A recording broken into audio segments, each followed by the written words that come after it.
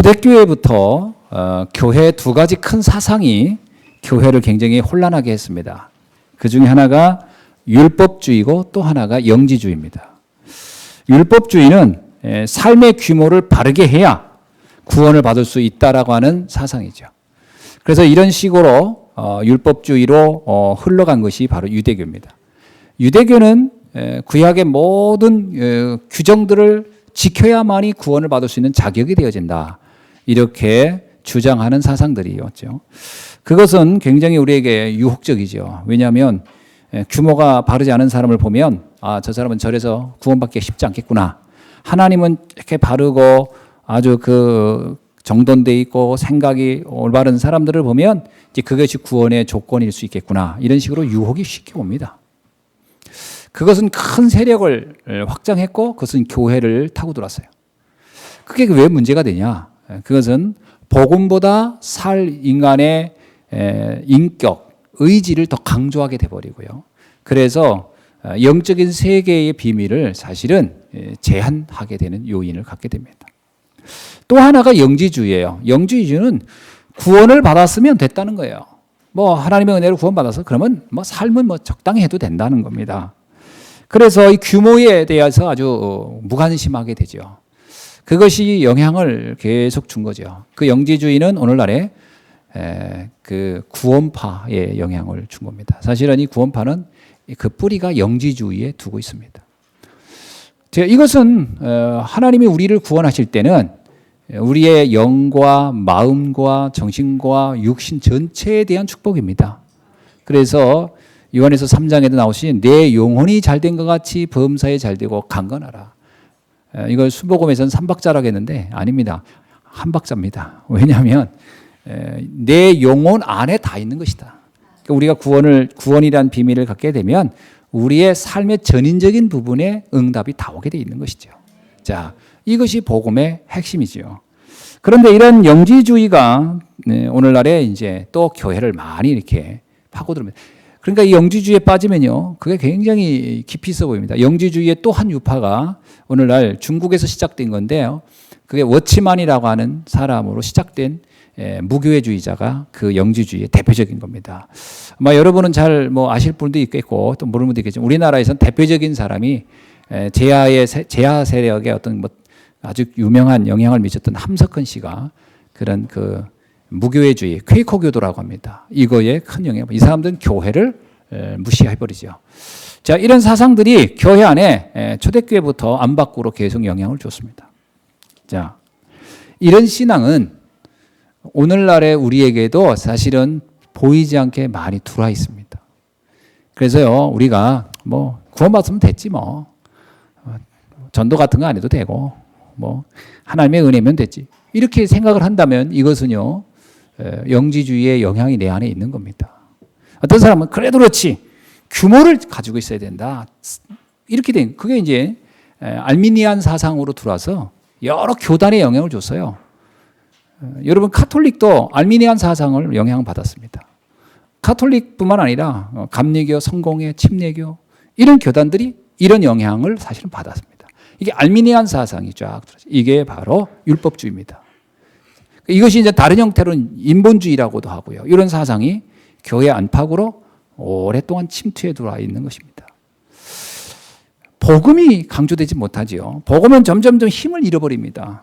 하나님의 은혜, 그리스도의 축복 이런 부분들이 말은 하지만 그래도 우리가 뭘 해야 돼. 그래도 우리가 열심히 살아야 돼. 이쪽으로 자꾸 강조하게 되죠. 이런 사상들은 오늘날 전 세계 교회를 굉장히 이렇게 좀 흔들리고 어렵게 만든 요인들 중에 하나입니다.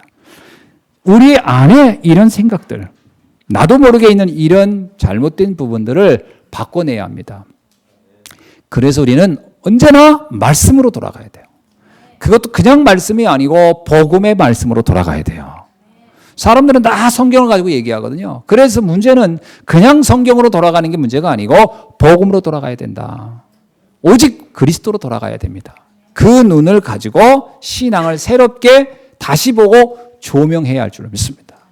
자, 이런 부분에서 볼 때 오늘 우리는 이 40일이라고 하는 말의 의미를 잘 이해해야 됩니다. 자, 오늘 여기도 앞에도 감람산 40일의 집중 새벽기도 이렇게 써 있는데요. 예수님께서 감람산에서 제자들을 모아놓고 40일간 하나님의 나라의 일을 말씀하셨다라는 데서 이제 이 제목을 잡은 거죠. 40일이라는 단어는 성경에 보면 여러 군데서 나와요. 여러분이 잘 알고 있듯이요. 노아 홍수 시대 비가 40일간 오고 비가 40일간 빠져나갔어요. 39일도 아니고 41일도 아니고 딱 40일간 비가 오고 40일간 물이 빠졌다. 그 의미가 있겠죠. 그 숫자를 그렇게 기록한 이유는요. 뭐 예를 들면 그냥 얼마간 비가 오고 얼마간 빠졌다 이러면 좋은데 딱 날짜를 정해서 썼어요. 또 하나는 우리가 노아 호렙산에서 40일간 금식 기도하면서 말씀을 받는 이야기가 나와요. 엘리야가 아하방에게 쫓겨나가고 그 다음에 이세벨에게 위협을 받고 나서 자기가 굉장히 낙심하고 있는데 하나님이 어느 날 엘리야에게 말합니다. 호렙산으로 가라. 그때 엘리야가 40일간을 금식하며 호렙산으로 갔다라고 나옵니다. 그 간 기간이 또 40일이에요. 또 에스겔은 40일 동안 유다의 죄를 놓고 하나님께 통곡하며 기도한 내용이 나옵니다.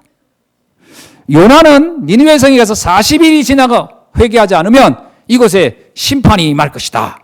그래서 기간이 40일이에요. 예수님이 광야에서 40일간 금식기도 하고 본격적인 이제 공생애가 시작됩니다. 성경에 보면 이런 40일이라는 단어가 아주 여러 곳에서 기록되어 있습니다. 그럼 도대체 이 40일이 의미하는 바가 뭐겠는가? 원래 4라는 숫자는 유대인들이 볼 때는 고난의 숫자예요. 문제의 숫자라고 생각합니다. 그리고 10은 완성된 거, 풍만한 거, 충만한 거 이런 거를 얘기할 때는 10이라는 숫자를 써요. 그럼 이게 곱했다는 겁니다. 고난이 굉장히 많고 응답이 그렇게 크다는 거예요. 무슨 얘기냐면 내 안에 축복을 가로막고 내 안에 하나님의 응답을 가로막고 있는 그 문제를 뛰어넘는 시간이 필요하다. 그 전환점이 필요하다. 이 말씀을 한 거죠. 그러니까 모세가 40일간 호렙산에서 바로 인생 전후에 모세의 인생 전과 후가 완전히 바뀌는 각인의 변화의 시간이 40일. 오늘 우리에게도 우리 신앙의 40일이 있어야 할 줄로 믿습니다. 물론 우리는 구원 받았지만 이 축복을 내 것으로 하지 못하게 하는 어떤 요인들이 많이 있어요. 내 안에 잘못된 체질들, 각인된 게 참 많아요. 이 부분은 그냥 놔두고 가면 안 돼요. 이거를 바꿔야 됩니다. 그래서 우리가 40일 기도를 시작해보자. 뭐 이걸 성공하는 분도 있고 이번에 또 안 되면 다음에 또 하고 그렇게 해야 되겠지만 반드시 언젠가 우리에게 40일의 시간은 있어야 돼요. 전환점의 시간표를 가져야 됩니다. 물론 복음을 받은 거 하나님 은혜로 된 거예요. 그러나 하나님의 축복의 시간표로 들어가는 것은 분명히 우리가 결단해야 됩니다. 그래서 오늘 그 시간이 여러분에게 되어지기를 주의 이름으로 축원합니다. 40일의 응답을 받는 것 중에 아주 가장 좋은 시간이 언제냐? 예배 시간입니다. 여러분이 이 예배를 통해서 이 40일의 축복을 누리길 주의 이름으로 축원합니다. 이거는 이제 우리가 새벽 기도를 통해서 한번 그 시간에 응답을 받아보자고 한 것이고요. 또 여러분 이 40일이 예배를 통해서 여러분이 누린다면 굉장히 중요한 시간이 될 거라고 봅니다. 그래서 나름대로 그래 하나님이 약속한 그 영적인 비밀의 축복을 내가 한번 집중해서 한번 누려보고 체험해보자. 그런 시간을 가져온 거예요. 그래서 사람들이 이제 언젠간 되겠지. 그 언젠가 되겠자고 너무 시간을 끄는 건 그렇게 바람직하지는 않습니다. 한번 우리가요 마음을 딱 먹고 집중의 시간을 갖는 것이 중요하다고 생각이 됩니다. 한번 신앙을 그렇게. 그래서 제가 2014년도 얼마 안 남았잖아요. 벌써 10월, 11월, 12월. 그럼 뭐 이제 이렇게 하면 기간이 뭐 한 60일, 아니 90일 좀 되겠죠. 이렇게. 그런데 사실은 이 기간이 우리에게는 어떤 면에서는 한 달 열흘이면 그냥 날짜로는 40일입니다만 제가 그렇게 잡지 않고 그냥 3개월을 잡았어요. 그래서 이 40일의 응답을 이 안에 받아보자. 제가 그냥 40일 금식, 뭐 40일 새벽 기도하면 딱 1일부터 30일, 그 다음에 열흘까지 이렇게 해도 될 건데 이렇게 한 이유는 이 안에 반드시 우리의 인생의 전환점을 체험해보자. 그런 시간입니다. 2015년을 새로운 뭔가 다른 모습으로, 다른 체험으로 도전해 가자. 그런 마음을 가지고 제가 이런 시간을 갖게 되겠습니다. 그래서 여러분들 이번에 예배를 드릴 때부터 지금부터 한번 이런 자세로 한번 들어보세요. 그래, 이제부터 2015년이 되어질 때까지 예배를 한번 내가 진짜로 40일을 한다는 심정으로 한번 해보자. 그래서 예배 전에 좀 한 30분 전에 오고요. 또 예배 전날 본문하고 제목을 한번 보면서 이렇게 오늘 이번 주는 이 말씀을 주시는구나. 이번 주는 또 이런 본문에서 말씀을 주시려고 하는구나. 그럼 읽어도 보시고요. 그건 우리 구역장들이 미리 한 주 전에 하루 전날 보내줘도 좋을 것 같아요. 제가 이제 본문이 보통은 금요일 날 나오니까 그거 가지고 제목하고 본문을 보내드리면 여러분이 최소한 집에서 한 번 정도 읽어보시고 올 수 있다면 큰 도움이 되리라고 봅니다. 뿐만 아니라 한 주간 동안에는 강단 말씀을 매일 들어보는 거예요. 아멘. 그래서 여러분이 집에 가서 뭐 어디를 간다든지 일을 한다든지 틀어놓고 그 mp3로 뭐 다른 음악을 듣는 시간에 하루에 한 번 정도는 내가 강단 말씀을 들어보겠다. 그래서 나의 40일을 한번 여러분이 집중하는 시간 가져보기를 주님 축원합니다. 그게 필요해요. 감람산에서 예수님이 제자들을 모아놓고 40일간을 했다는 얘기는 뭔가 그들의 인생의 전환점이 필요했기 때문에 그 얘기를 하신 거거든요. 분명히 주님은 우리의 인생의 전환점이 필요하다고 생각하고 있는 줄로 믿습니다. 자, 그래서 오늘 그 말씀 가운데 오늘 말씀에 우리가 40일을 해야 되는 것 중에서 오늘 본문을 가지고 말씀을 나누려고 합니다. 자, 오늘 내용은 뭐냐? 바울이 로마서를 기록할 땐 로마 교인들을 염두에 두고 한 겁니다. 로마 교인들을 염두에 두고 로마 교인들이 이건 반드시 신앙생활에 이건 알아야 되겠다라고 하고 쓴 겁니다. 1장부터 11장까지는 믿음에 관하여. 복음이란 이런 것이고 믿음을 갖는다는 건 이런 것이고 이 복음 안에 들어가면 이런 축복이 우리에게 임할 것이다. 그것이 1장부터 11장까지. 그리고 12장부터는 뭐냐면 이제 그 구원의 비밀을 알았다면 그 성도들은 이제 이렇게 살아야 한다. 그래서 쓴 것이 12장부터 16장까지는 전도자의 삶, 성도의 삶에 관한 얘기를 쫙 쓴 겁니다. 그 중에 오늘 어떤 건가요? 오늘은 다름이 아니라 뭐 늘 이렇게 여러 가지 내용들을 계속 말씀하고 있지만 인간관계에 관한 부분입니다. 특별히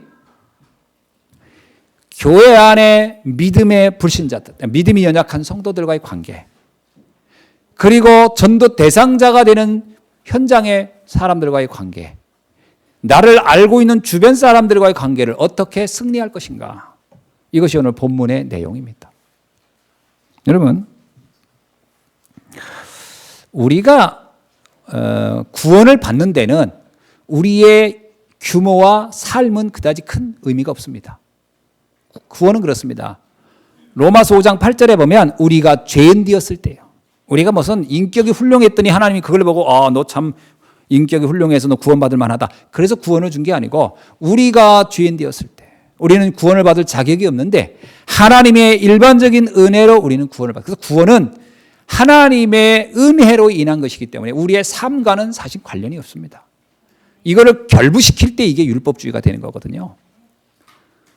자, 그런데 왜 우리에게 바울은 규모를 말합니까? 그 규모는 전도자의 삶 때문에 그렇습니다.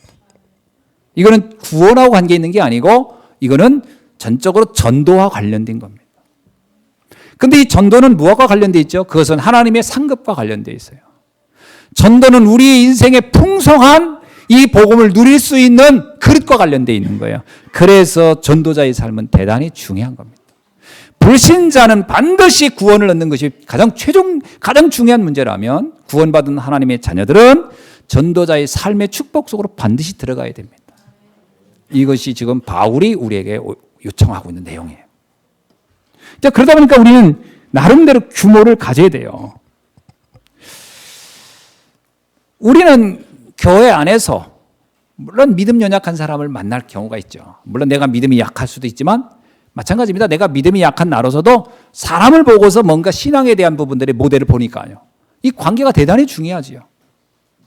또 바깥에는 불신자들입니다. 불신자들하고 관계를 하면서 그 안에서 내가 어떻게 신앙적으로 승리할 수 있는지 이런 부분들이 우리에게 대단히 중요한 내용이죠. 자, 우리가 직접 하나님을 알 수는 없습니다. 직접 반드시 전도자를 통해서 하나님을 소개받게 되는 것이고요. 복음을 소개받게 됩니다. 그래서 우리들은 복음을 안 우리는 하나님의 대사라고 하는 겁니다.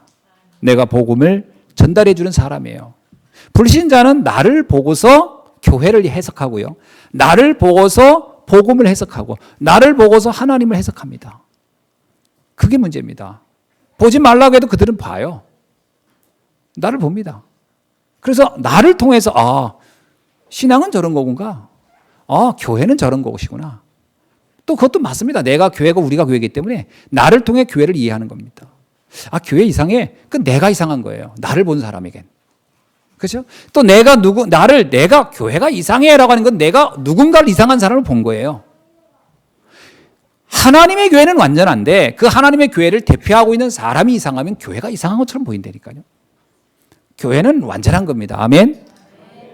그런데 교회를 구성하고 있고 교회를 나타내고 있는 우리가 부족하기 때문에 자칫 잘못하면 교회가 아주 이상하고 부족한 것처럼 보여질 수 있다. 우리가 바로 그리스도의 대사요.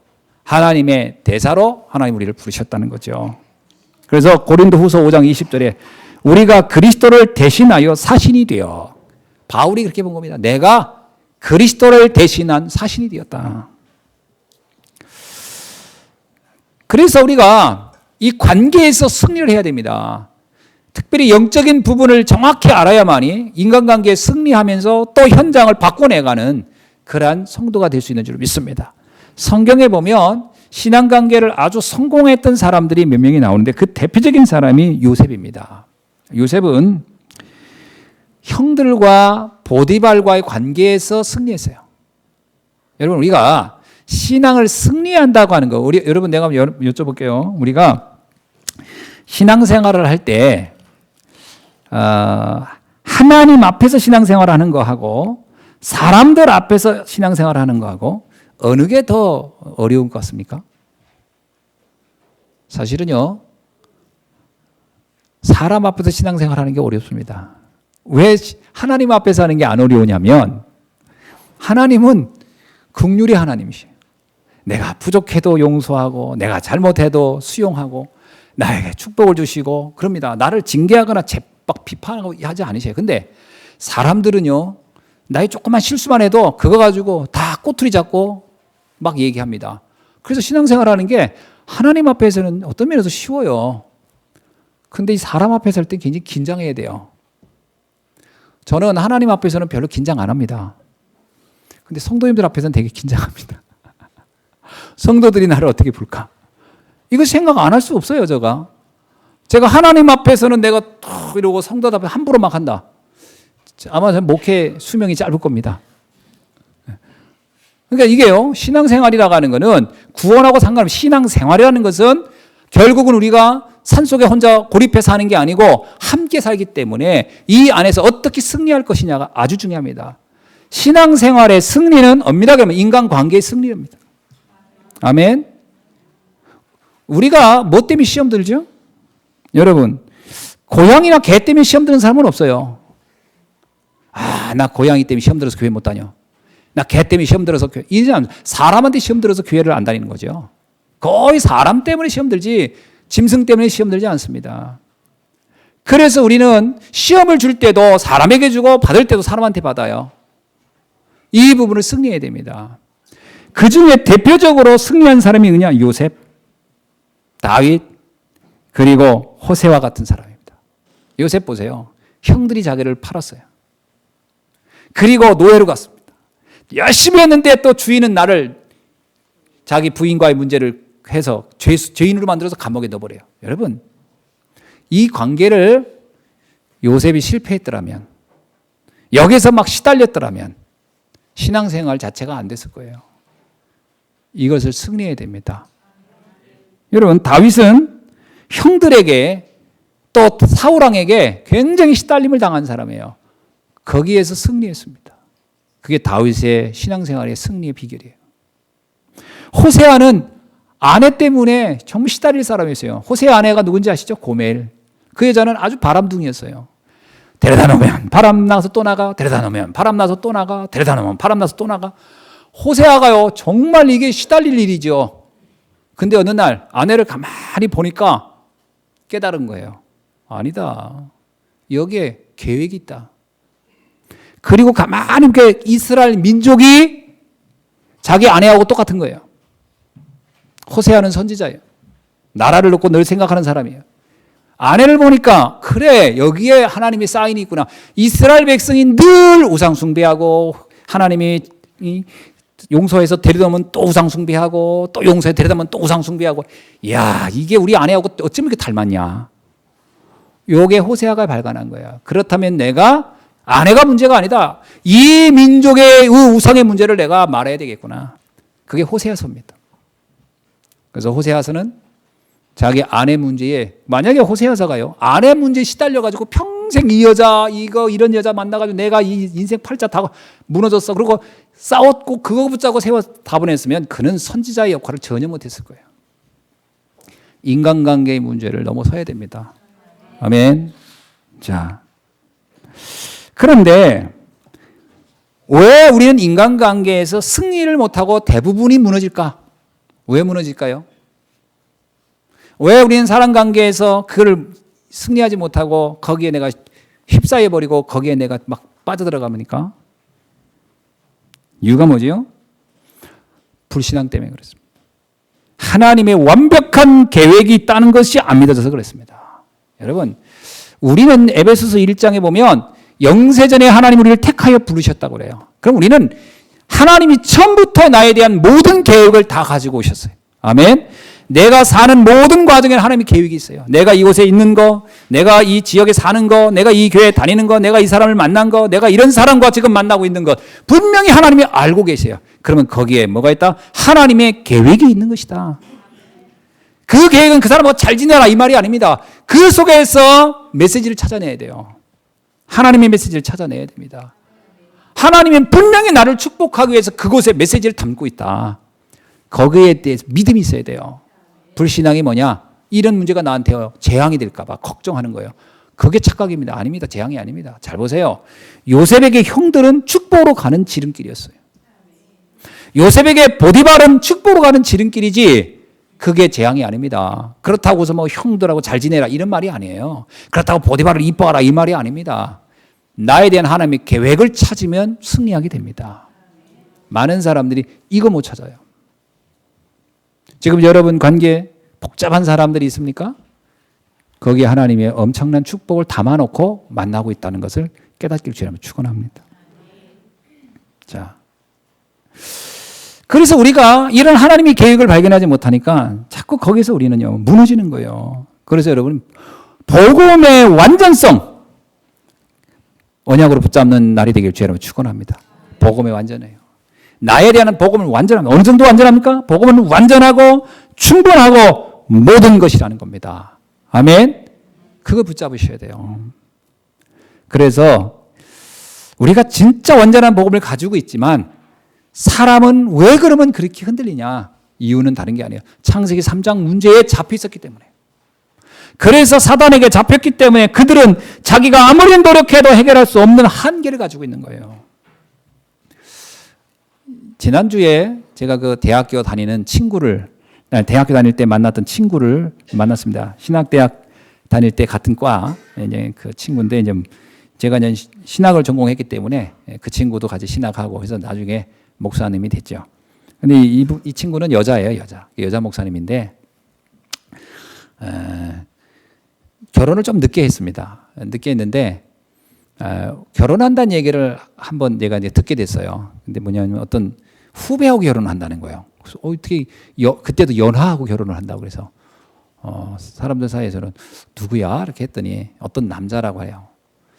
우리가 알고 보니까 이 같은 우리 학교 후배는 아니에요. 다른 대학교 신학과 후배예요. 우린 잘 모르니까 뭐 그런가 보다 했는데 틀리는 소식에 의하니까 그 남자가 썩 그렇게 품행이 좋지를 못한 거예요. 그래서 우리 친구들은 웬만하면 결혼을 좀 보류하지, 좀 생각해보지 이렇게 얘기했더니 아니라는 거예요. 뭐라고 하냐면 자기는 그 남자를 변화시킬 자신이 있다는 거예요. 자기는 그 남자를 변화시킬 자신이 있다는 거예요. 얼마든지 자기가 헌신하고 돌보고 막 배려하면 변할 거라는 거예요. 그래서 결혼한 거예요. 이 친구 진짜 우리 그 친구 정말 인격 좋아요. 내가 볼 때요, 어떤 말을 해도 화를 안 낼 정도로 아주 정말 이 여자의 마음이 넓어요. 그러니까 내가 그때 그 친구하고 이렇게 보면서 야, 어떻게 여자 마음이 저렇게 넓을 수 있나 싶을 정도로 아주 괜찮은 여자예요. 근데요, 17년 만에 이혼하고 왔어요. 그래서 만난 거예요. 이혼하고 와서. 천안에 와 있어요. 지금. 그거 왜 이혼했냐? 17년을 노력했는데 다 부질없는 짓이었다는 거예요.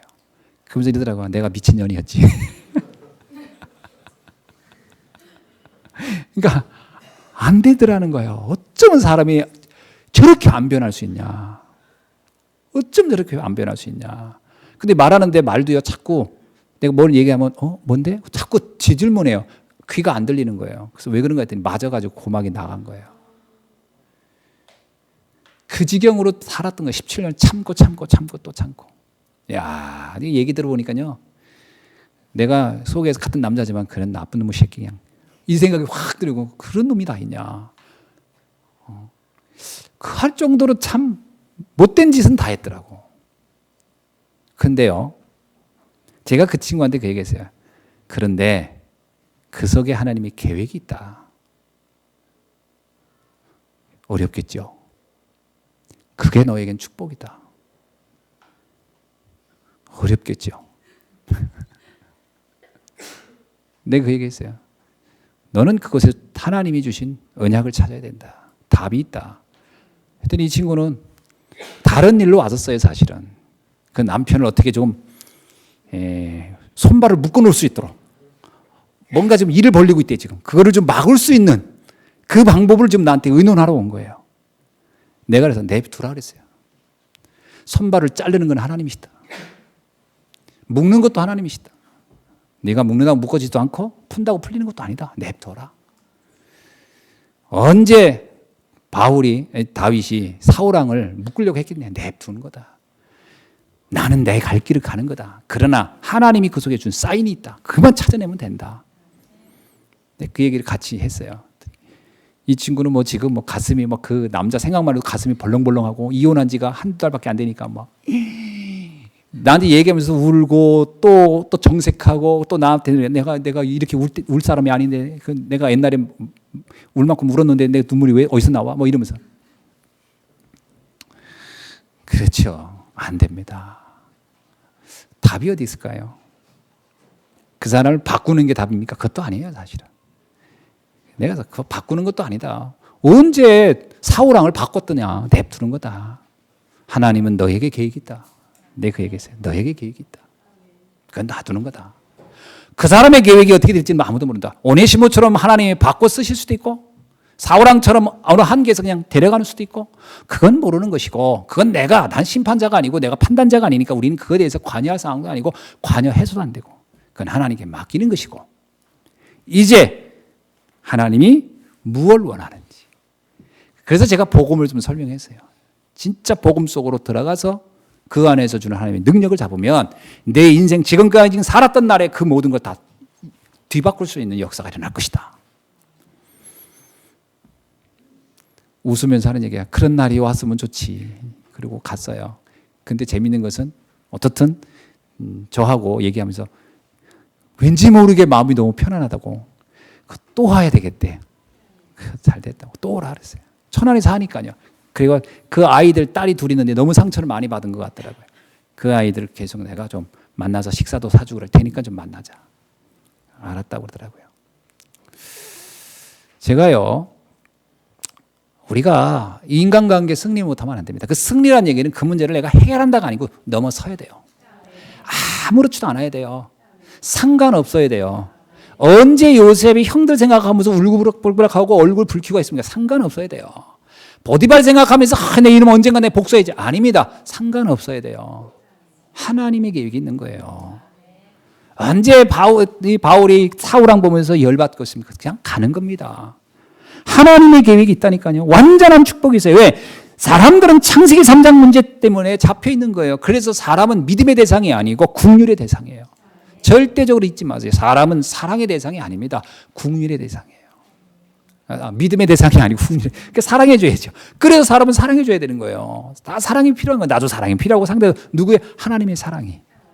하나님의 은혜가 필요한 거예요. 우리는 믿으면 안 돼요. 사람을 믿어가지고요. 그 믿는 사람을 가리켜 뭐냐면 발등 찍힌다고 하잖아요. 믿으면 발등 찍힙니다. 믿는 게 아니고 하나님의 은혜를 알게 해서 국률이 여기져요. 그러면 하나님이 다 조종해요. 아멘. 그렇게 가는 겁니다. 그 여자분들이 제일 그 어리석은 게 결혼 전에 하는 남자 말을 믿잖아요. 손에 물 한 방울 안 묻히게 한다고. 그 말 떨어지기 무섭게 결혼하고 나서요. 물에서 수부 습진 걸리게 만들잖아요. 왜 그럽니까? 그건 내가 마음은 그렇지만 그걸 지킬 수 있는 힘이 내가 있는 게 아니에요. 지켜지지 않습니다. 그래서 남자들은 그런 말을 아예 하지 말고 이렇게 하시면 돼요. 물을 닿긴 닿는데 수부습진 걸리면 병원 보내줄게. 좋은 약 사줄게. 그건 할 수 있겠지. 뭘 그렇게 대단한 것처럼 무슨 돈방석을 만들어서 돈 이렇게 프린트한 건 있더라. 방석에 앉혀주기는 어려운 거예요. 그게 쉽지 않습니다. 믿음의 대상이 되는 게 아니고 그렇다고 불신하고 살란 말이냐? 그게 아니고요. 믿음의 대상이라는 얘기는 그 사람이 나에게 행복을 줄 거라는 식으로 이 믿음의 대상을 말하는 겁니다. 그 믿음의 대상이 아닙니다. 늘 상처를 줄 수도 있고 상처를 받을 수도 있다고 하는 겁니다. 그건 어쩔 수 없어요. 인간이 갖는 한계가 있는 거예요. 하나님 떠나 있는 인생이 별게 없습니다. 여러분 나도 완벽할 것 같습니까? 아니잖아요. 나도 나는 이러잖아요. 당신 나 얼마큼 사랑해. 하늘만큼 땅만큼. 어떻게 그렇게 사랑합니까? 아프다고 해보세요. 아프다는 거 며칠만 아프다고 해보세요. 짜증내지. 야 지금 그만 좀 아파. 그러지. 뭘 하늘만큼 땅만큼을 사랑합니까? 그것도 아닌 거예요. 여러분 우리가 하나님 앞에서 솔직해야 돼요. 좀 솔직해야 돼요. 그래 우리는 하나님의 은혜가 필요한 사람들이다. 그런데 하물며 다른 사람과 관계는 어떻게 했어요? 그래서 그 눈을 가지고 보면 다 이해돼요. 그런 넘어서는 겁니다. 아멘. 자, 그래서 우리는 근본적인 답만 잡으면 돼요. 그리스도가 우리의 힘으로는 우리의 연약함을, 우리의 한계를 우리가 넘을 수 없어서 하나님이 이 땅에 그리스도를 보내주신 거예요. 그 그리스도 안에서 새롭게 보라는 거예요. 그리스도의 눈으로 모든 사람을 새롭게 해석해 보라는 거예요. 그 안에서 새로운 관계를 찾게 된 겁니다. 아멘. 그러면요 신기하게 내가 뭘 한 게 아닌데 관계에 승리하게 돼요. 여러분 요셉이 형들하고 보디발하고 뭘 한 게 아니에요. 하나님이 그 눈을 가지고 새롭게 해석하고 나니까 아무 문제가 안 되는 거예요. 다윗이 그 눈을 가지고 새롭게 보니까 아무 문제가 안 되는 거예요. 그렇게 되면 옆에 있는 사람이 귀중해 보이고 소중하게 보여요. 그 사람이 약점이 보이는 게 아니라 하나님의 계획이 보이기 시작할 겁니다. 그 눈을 가지고 승리하는 겁니다. 아멘. 그러다 보니까 우리가 전도자의 규모가 필요한 겁니다. 전도자의 규모가 뭡니까? 여러분 오늘 본문은 음식 문제에 관한 얘기를 하고 있어요. 자 한번 봅시다. 여기서 보니까 15절에 만일 음식으로 말미암아 네 형제가 근심하게 되면 이는 네가 사랑으로 행하지 아니함이라. 그리스도께서 대신하여 죽으신 형제를 네 음식으로 망하게 하지 말라. 지금 이 13절부터 23절은 음식과 관련된 관계에 관한 얘기입니다. 이게 무슨 얘기입니까? 이게 지금 우리로서는 좀 이해가 안 되는 얘기긴 한데 로마 시대는 그들은 우상숭배를 엄청 해서 태양신을 섬기는데 태양신을 그냥 섬긴 게 아니라 태양신을 섬기다 보니까 소를 잡고 양을 잡아서 여러 곳에서 그 제사를 지냈습니다. 근데 그 제사 지낸 고기를 그 사람들이 다 먹는 게 아니라 그거를 유통시켜요. 시장에서 가서 팔게 합니다. 자, 그러니까 그 고기는 이 시장에서 고깃집에서 제사 음식이 같이 섞여서 이게 식용으로 잡은 고기하고 제사 지냈던 고기가 섞여서 이제 돌아다니는 겁니다. 그런데 재미있는 거는 그때 문헌에 보면 식용으로 잡은 고기보다 제사를 드렸던 고기가 쌌어요. 아무래도 고기를 잡아서 더운 데다 놓고 이렇게 하다가 이제 한참 유통 과정을 거쳐서 식당에 오니까 이제 질이 떨어지죠. 흔히 말하면 이제 그 상품성이 떨어지니까 고객이 싸요. 어려운 사람들은 많이 사 먹겠죠. 우리 같으면 이제 싱싱한 거 바로 잡은 거 한우 잡지만 이제 그 시대도 이런 고기들이 유통되니까 성도들 사이에 성도들이 우리 초대교회 성도들 어때서 생활이 여유롭지 못했어요. 어려웠습니다. 그러니까 어떻게 돼요? 그런 고기를 갖다 먹게 되겠죠. 자, 문제는 여기서 나타나는 겁니다. 그 고기를 갖다 먹는 것이 영적 문제, 구원의 문제와 관련이 있을까요? 없을까요? 전혀 관련이 없어요.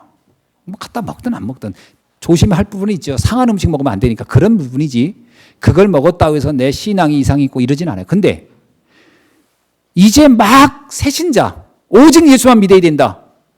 우상 절대 숭배하면 안 된다. 그래서 저 태양신을 섬기는 저것들은 다 잘못됐다. 예를 들면 이렇게 양육을 받아가지고 이제 채신자가 된 그들이 중직자가 보니까 제단에 올려놓던 그 고기를 먹고 있단 말이에요. 싸다고. 그러면 이 새신자가 어때요? 시험에 들 가능성도 있는 거예요. 아니 양육할 때는 그렇게 얘기하시더니 본인이 저걸 먹고 계시네? 그러면 이렇게 할 때 굳이 그렇게 시험 들 사람이 옆에 있는데 그런 음식 먹으려고 할 필요가 있겠냐. 조심하겠다. 조찬자. 이런 얘기입니다. 이해되죠? 뭐 너무 쉽잖아요. 이거. 그 얘기입니다. 그래서 이제 한 영혼이 실족하는 일이 없도록 그렇게 하라는 거예요. 또 하나는 너희들도 그런 음식 때문에 시험 들지 말라. 그 정도의 이 복음의 수준이 그런 게 아니다. 라고 말씀한 겁니다. 자, 이제 이 본문 해석은 다 끝난 거예요. 근데 이게 문제가 뭐냐? 바울이 이런 얘기를 왜 해야 됐을까? 이겁니다. 바울이 이런 얘기를 하면서 바울의 심정이 어떻겠어요?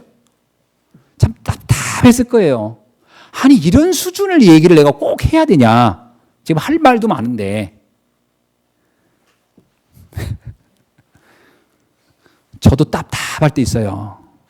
예배 좀 잘 드리세요. 이런 얘기를 굳이 해야 됩니까? 뭐 이런 얘기 할 때. 그러니까 분명히 그냥 기본적으로 당연히 해야 되는데 이게 당연히 안 되는 걸 말해야 될 때요. 그런데 우리는 의외로요. 기본적으로 당연히 할 일을 잘 안 될 경우가 너무 많아요. 이게 우리들이 조금 갱신해야 할 부분이에요. 지금 우리야 뭐 제단에 올린 고기 먹습니까? 그랬더니 어떤 분이 그러대요. 가끔 먹어요. 제사상 음식. 그런 것도 조심할 필요가 있어요. 이제 막 신앙생활 하려는 사람이 그거에 대해서 좀 의심하고 있는데 그 옆에서 굳이 그거를 막 맛있다고 막 우겨우겨 먹을 필요도 없죠. 그거 좀 설명 잘 해가지고 시험 안 들게 하고 먹든지 아니면 시험 들 것 같으면 좀 금하든지. 특히 우리나라는 이 술이나 이런 문화, 담배. 우리 성도님 중에도 담배 피는 분이 있을 것 같은데 담배 피면 천국에 못 갈까요? 누가 그러대 담배 피면 천국에 그 매연 때문에 좀 고민되지 않게 상관없습니다. 천국 가는 데는 담배하고는 아무 상관없어요. 그럼 술은요? 술도 아무 상관은 없죠. 그렇죠? 누가 그러대 어차피 하나님이 만든 과일 갖다가 이렇게 발효시킨 건데 다 그 재료는 다 하나님이 주신 건데 뭐 그런 얘기 하던데 문제는 그것이 우리의 신앙에 아무 상관없어요. 그러나 전도라고 하는 관점에서 봤을 때 분명히 실족할 사람이 있는데 그 앞에서 굳이 담배를 빠끔빠끔 펴면서 시험 십족하게 해줄 이유는 없죠. 그죠? 술도 굳이 그거 그냥 조용히 한 곳에 이렇게 살짝 먹어도 될 걸 그냥 또 먹었다 합쳐 살짝 그 다음에 주사해가지고 뭐 그냥 그럴 필요는 없겠죠. 그래서 막 한 사람 실족시키고 이렇게 굳이 그렇게 할 필요가 있겠냐 이거예요. 저 같은 경우도요. 제가 못 먹는 게 아니라 안 먹습니다. 제가 무슨 장애가 있는 것도 아니고 전 다 먹는데 안 먹습니다. 왜요? 절대 안 먹어요. 실족할 사람이 생길까 봐. 집안 안팎에서. 집 안에도 실족할 사람이 생길지 모르고 집 밖에도 생길지 모르고 거의 안 먹습니다. 자, 그런 거죠 우리가. 뭐 때문에? 전도와 복음 때문에요. 아멘? 근데 그런 얘기를 얘기해야 된다고 한다면 어떻게 되겠어요? 그것 좀 조심하세요. 내가 맨날 중지자 붙잡고 그것 좀 조심하세요 한다면 그 중지가 수준이 어떻다는 거예요? 높다는 거예요? 낮다는 거예요? 그게 문제라는 거예요. 지금 바울이 로마 교회를 보면서 답답한 게 그 부분이에요. 이런 얘기를 내가 이렇게 장황하게 말해야 되나? 여러분 사도행전 6장 3절에 보면요. 초대교회 중직자는 인간관계에서 성공한 사람들입니다. 어떻게 성공했냐? 6장 3절에 형제들아 너희 가운데서 성령과 지혜가 충만하여 칭찬받는 사람 7을 택하라. 우리가 이 일을 그들에게 맡기리라. 칭찬받는 사람. 다른 말로 말하면 인정을 받았다는 거예요. 여러분, 성도들은요, 세상 사람으로부터 성도들끼리 인정받아야 돼요. 아멘. 어느 정도 인정받아야 됩니까? 야, 저 사람 괜찮은 사람이야. 그래, 내가 본 사람 중에 저런 신앙인도 있구나. 이런 소리를 들어야 됩니다, 여러분. 아멘. 아니, 그래야죠. 우리가 일을 하나 시켜도요, 이 사람은 이런 일을 하기는 아까운 사람이다. 이 소리 들어야지. 아이고, 내 행거 보니까 네가 이러니까 이런 일을 하지, 네가. 이 소리 들으면 안 돼요. 어떤 일을 하나 딱 해도 사람들이 볼 때, 와, 이 사람은 이런 일 할 사람이 아닌데 어찌 여기 이런 데 와 있지? 이 정도는 돼야죠. 아, 신앙 좋다고 하는데 보면 하는 일이 아주 형편없어가지고 꼭 손이 한 번 더 가게 하고 그래가지고요, 절대 현장 전도 문 못 접니다. 규모라고 할 때는 사람이 착한 것만 말하는 게 아니에요. 규모라고 할 때는 시편 78편 72절에 보면 다윗이 한 얘기 있으면 그 마음이 완전함으로 그의 손에 능숙함으로 그들을 지도하였다. 다윗이 가졌던 게 그 규모입니다. 하나님 앞에서 오직 믿음이 되면서도 현장에서는 전문성 있는 거예요. 이런 것들이 규모 아닙니까? 전도자의 규모. 여러분 진짜요, 성도들은 내 삶의 현장에서 불신자가 볼 때 깜짝 놀랄 정도로 실력이 있어야 됩니다. 그리고 자세가 그래야 돼요. 성실해야 돼요. 내가 일을 이 기능이 부족해서 좀 못할더라도요, 마음이 성실하고 그리고 굉장히 깨끗해야 돼요. 그리고 말하는 거 하는 거 이런 거 중요합니다. 그게 막 불평하고 비판하고 원망하고 전도문 다 막아버려요. 믿음 좋다고 해놓고서 말할 때 보면 늘 불신앙 얘기하고 불평하고 투덜대고 우리 애들 말하는 거 속담, 애들 속된 말로 뒷담 까고 그러면 전도문 다 막혀요. 우리는 이런 부분을 조심해야 돼요. 이게 규모 아닙니까? 근데 이런 건 당연한데 이 당연함이 잘 안 돼요. 로마 교회가 이 당연한 건데 이게 잘 안 되니까 바울이 얘기하는 거예요. 너무나 이건 기본적인 건데 기본이 안 돼요. 여러분, 우리 마음의 중심이 오직 복음이어야 됩니다. 그리고 우리는요, 항상 이런 생각, 내가 가는 곳에 나를 만나는 모든 사람은 내가 살리리라. 아멘. 사람들에게요, 힘주고 살리는 사람 되기를 주의 이름으로 축원합니다. 누구를 만나든지 힘주세요. 누구를 만나든지 그 사람을 살리세요. 그 사람이 허물을 보고든 덮어가면서 어떻게 하든 이 사람을 어떻게 살릴까를 생각하세요. 그거를 막 말하고 여러분 아무리 옳은 말이라도 그 사람이 그 말을 들었을 때 상처가 되는 말이면 하면 안 됩니다. 그렇죠? 우리는 그런 부분에 조심해야 돼요. 여러분이 내가 여기에 없는 사람 말할 때는, 그 자리에 없는 사람을 말할 때는 그 사람이 들었어도 괜찮을 말을 하면 돼요. 그 사람이 들어도 괜찮을 말. 그런데 들어도 그 사람이 기분 좋을 말은 하시고 들었을 때 그 사람이 기분 나쁠 말은 절대 하면 안 됩니다. 그런 게 우리의 규모예요. 그게 전도의 문을 열어가는데 아주 중요합니다. 아멘. 근데 이게 당연한데 우리는 이게 잘 안 돼요. 말하는 거, 생각하는 거, 중심, 규모, 이런 게 다 규모입니다. 전문성. 그런 일을 최선을 다하세요. 300% 점수를 가지고 해주세요. 다른 사람보다 10명이 할 걸 혼자 해낼 수 있어야 됩니다. 아멘. 그런데 자칫 잘못하면요, 혼자 할 일을 10명 나눠서 하려고 하면 곤란해요. 제가 옛날에 인천에 있을 때 당국대 우유라고인가? 건국우유인가? 건국우유를 내가 갔어요. 우리 그 청년이 하나 있어서. 갔는데 우유가 이제 공장에서 나오면 이렇게 이제 이 파레트를 이렇게 담아 차다 실는 일을 하는 거예요. 이렇게 해서 끼 해서 탁. 그러니까 차가 이렇게 딱 대면 그걸 실는 거예요. 근데 그거를 하는데 그걸 몇 명이 하느냐? 가봤더니 8명이 해요. 8명이 하는데 조를 8명이 8조를 짰는데 한 명이 이거 할 때 나머지는 족구 차요. 7명이 족구하고 있고 한 사람이 그걸 해요. 근데 하루 종일 이거 몇 번 하냐? 했더니 한 사람이 2번 한대. 그리고 월급 다 받아요. 그리고서 보너스 받고요. 내려서 이 건국우유 망하겠다. 망했잖아요. 이야, 혼자 할 일을 8명이 나눠서 하더라니까? 근데 거기서 그 청년이 그거 하고 있더라고요. 그래서 내가 그래서 야, 속으로 도둑놈이다, 니들. 야, 하루에 출근해가지고 이거 하고서 200~300만 원씩 월급 받고 보너스 받고 뭐 산재 받고 어떻게 그렇게 일을 하냐? 근데 이 친구가 노조에 있더라고. 그래서 내가 말을 못 하겠더라고. 노조 어쩌고 저쩌고 막. 그래서 내가 아유, 회사는 망하겠다. 회사 망한 노조는 무슨 의미가 있겠냐? 이렇게 일하면 안 돼요.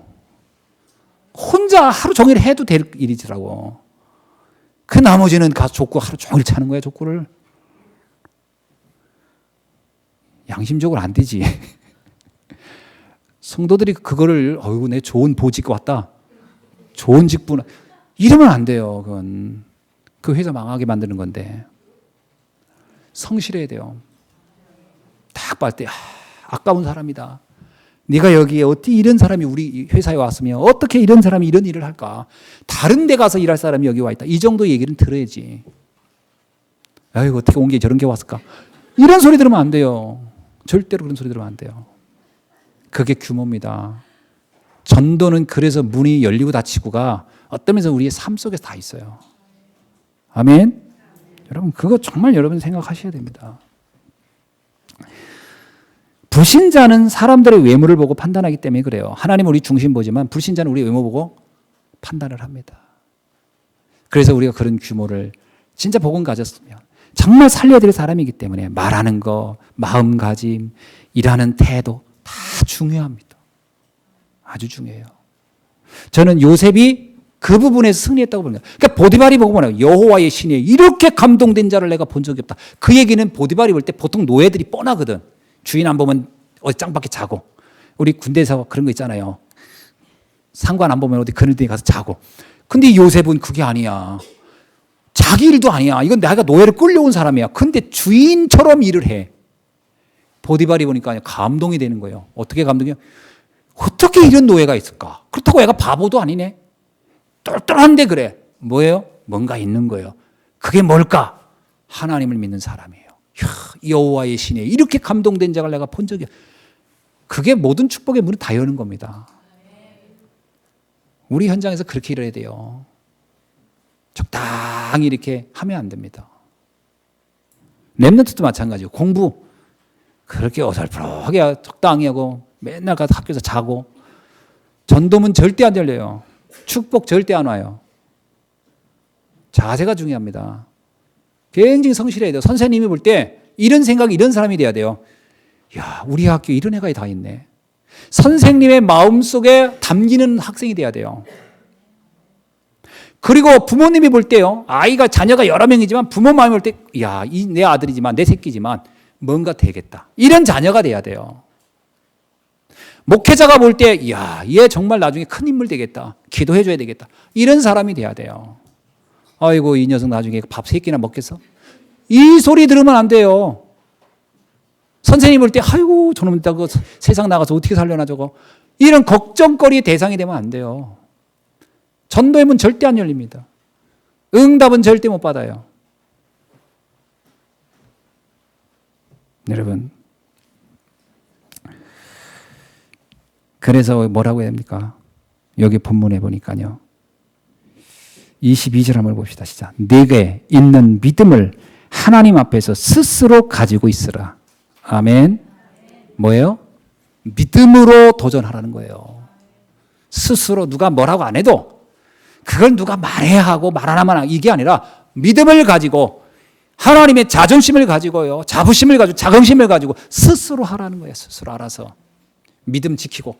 언제가 있든지. 렘넌트들은 어느 현장에 가든지요. 하나님 앞에서 기도하면서 흔들리지 않아야 돼요. 누가 뭐라고 해도 시험 들지 않고요. 아멘. 누가 뭐라고 해도 그거 가지고 갈등하지 않고요. 뭐 그럴 수 있지 뭐. 그거 기도해 주면 되지. 제가 창세기 3장에 걸린 사람이 저러는구나. 여러분은 우리 렘넌트들고 어른들고요. 사람 때문에 시험 들지 않기를 죄는 축원합니다. 하나님의 계획을 보면서 가면 돼요. 자, 말씀을 맺습니다. 이미 그리스도께서 여러분의 모든 고난과 저주를 없애버렸어요. 끝난 겁니다. 우리는 이미 미래를 보장받은 상태로 가는 사람들이에요. 아멘? 축복을 보장받고 가는 사람들이에요. 승리를 보장받았어요. 여호수아 1장 3절에 내가 모세에게 말한 바와 같이 너희 발바닥으로 밟는 곳은 모두 내가 너희에게 주었노니. 아멘. 줄 거라가 아닙니다. 주었다라는 거 끝난 거예요. 가서 깃발만 꽂으면 돼요. 하나님이 너를 축복하시겠다. 다 한 겁니다. 아멘. 하나님은 우리를 처음부터 세계 살릴 전도자로 부르셨습니다. 자, 근데 우리가 아까 얘기했죠. 로마 교회처럼 이런 수준을 높여야 돼요. 그래서 중직자들도요, 세가족이 볼 때, 이야, 우리 예수님께 중직자들 정말 괜찮다. 너무 멋지다. 내가 지금까지 봤던 중직자 중에 가장 괜찮은 사람들이다. 이 소리 들어야지, 어떻게 저런 분이 중직자 됐을까? 이 말 들으면 곤란해요. 예배 드릴 때 태도 보면요, 딱 합니다. 어떻게 저런 분이 중직자지? 그 소리 들으면 절대 안 돼요. 딱 볼 때, 역시 중직자 다르구나. 태도가. 여러분, 헌금하는 거 보고도 달라야 돼요. 교회가 어렵다. 그럼 중직자들이 쫙 헌신하고 그래. 역시 다르구나. 이래야잖아요. 초대교회 보세요. 위기 때 전부 다 전 성도가 다 헌신. 11조도 안 하는 중직자. 어떻게 그 중직자 존경을 받겠습니까? 교회 어려울 때 헌신 하나도 안 하는 건데. 그리고 언젠가는요, 90대세요? 나중에 하나님 부름 받아서 할 겁니까? 아니에요. 지금 하는 거예요. 없어도. 그러니까 이런 것들이 중직자의 태도입니다. 하나님이 교회를 책임지라고 준 거니까요. 그 응답을 받아가야 되는 거예요. 제가 얘기 안 했습니까? 지난번에 필리핀 갔을 때 깜짝 놀란 거예요. 산속에서 2시간 걸어 나와가지고 거기서 지나가는 오토바이 돈 대고 타고 1시간 와서 말씀 듣고 다시 또 밤늦게 가가지고 거기서 또 2시간 걸어 올라간 산속에 그것도 가로등도 하나도 없는 완전 비탈길을 어떻게 거기서 그렇게 오냐고 그래서 그 4명이 6개월 동안 한 번도 안 빠지고 그랬다는 거예요. 비가 오면 미리 내려와서 밑에서 자고 가고요. 이야, 대단하더라고요. 오지에 사는데. 그 내가 너무 기가 막혀가지고 어떻게 이럴 수 있었겠더니 하는 얘기가 왜요? 말씀이 너무 좋아서요. 간단해요. 하나님의 말씀이 너무 좋아서 한다는 거예요. 이 정도는 안 되더라도 예배는 안 빠져야지. 차도 있고 다 있는데 거기다 하나님이 승용차까지 주었는데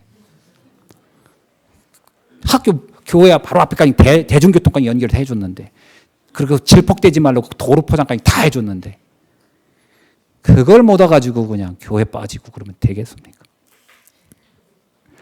여러분, 존경은 못 받을지라도 이상하다는 소리는 듣지 않아야 됩니다. 우리가 아주 기본적인 부분이거든요. 이거 응답 받을 수 있어요. 어렵지 않습니다. 솔직히 우리나라만큼 신앙생활이 이렇게 편안하게 할 수 있는 조건을 데가 없어요. 기가 막힙니다. 우리나라는.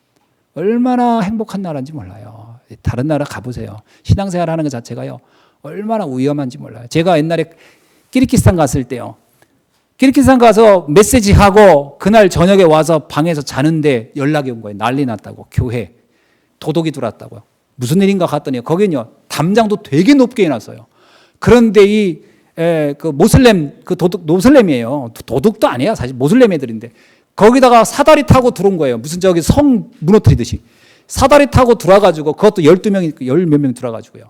교회 안에 집기 다 가져갔어요. 그런데 거기에 성도들이 있었다고요. 그 안에 교회 안에 미션홈이 있어. 몽둥이로 때려가지고 머리 깨지고 난리도 아니었어요. 임신한 여자 막 발로 차고 병원에 실려가고 난리였어요. 왜 그래서요? 기독교인 신앙민 예수 믿는다고. 그날 밤이요. 정말 난리도 아니었습니다. 제가 갔다가. 그 목사님이 저보고 빨리 피신하라고. 여기도 그 사람들 올지 모르겠다. 갔다가 그냥 그날로 그냥 바로 그냥 날짜 파차고 앞당겨가지고 다른 나라로 옮겨가고 그런 일. 그때 하면서 그런 생각했어요. 야, 이게 신앙을 이런 데도 이 사람들이 모여서 신앙생활 하는구나. 근데 우리는 어떻습니까? 누가 몽둥이 들고 오나요? 내가 중국 가가지고 그 탈북자들 같이 예배 드릴 때요. 내가 얘기 안 했습니까? 우리가 딱 안에 들어가면 바깥에서 문을 잠가줍니다. 할아버지 하나가 돈 받고. 밖에 공안이 와서 잡아갈까 봐. 딱 문 걸어줘요. 그 안에서 말씀 듣습니다. 몇 시간을요? 아침 8시부터 오후 5시까지. 그 안에서 계속 그 안에서 말씀 듣는 겁니다. 그분들은. 소변 어디서 놓게요? 마당에서. 어떻게 해요? 이만한 깡통 놓고. 조준 잘해야 돼요. 잘못하면 옆으로 다 퍼져가지고 냄새 나요. 잘 맞춥니다. 이제 열심히. 그런데 할머니들도 거기 가서 소변 넣어요. 그 꽝통에다가. 아무도 못 나오게 안에서 가만히 있으라고. 한 사람씩 순번대로. 제가 그거 보면서 뭘 느낀지 아세요? 이야, 이렇게 불편하고 이렇게 어렵고 이렇게 위기인데 믿음 하나 지키고 하나님께 예배 드리려고 이렇게 모이는구나. 감동이 되는 거예요. 수세식 화장실에 예배 정말 제대로 성공해야 됩니다. 아멘. 너무 감사해요, 우리. 너무 행복해요. 규모라는 말을 굳이 말 안 해도요. 정말 당연한 거예요. 당연한 거. 예배 드리는 거, 헌금하고 헌신하고 뭐 그 너무 당연한 거 아닙니까? 그걸 뭐 얘기해야 된다면 부끄러운 거예요, 사실은. 난 이걸 쓴 바울이 제가 13장부터 쭉 읽으면서 야, 바울이 로마 교인들한테 좀 답답했겠구나. 이런 수준의 얘기를 계속 해야 된다는 얘기는. 하나님의 마음을 시원케 해봅시다. 아멘. 근데 하나님 우리 보고 막 고역을 주려고 한 건 아니에요. 엄청난 축복을 예비해 놓고. 아멘. 어마어마한 응답을 놓고요. 여러분은 세계 살릴 사람도 아닙니까? 조금만 더 규모만 잡으면 나머지 축복은 하나님이 물 붓듯이 부어줄 줄로 믿습니다. 이 응답을 날마다 누리는 여러분에게 주의 이름으로 축원합니다. 기도하겠습니다. 하나님 감사합니다. 오늘 주신 말씀 다시 한번 마음에 담고 정말 이제는 우리가 사소한 서론적인 것에 매여 흔들리지 않고 갈등하지 아니하고 정말 하나님이 주신 최고의 언약을 붙잡고 세계 살리는 주역으로 쓰임받게 하옵소서. 살아계신 주 예수 그리스도의 이름으로 기도하옵나이다. 아멘.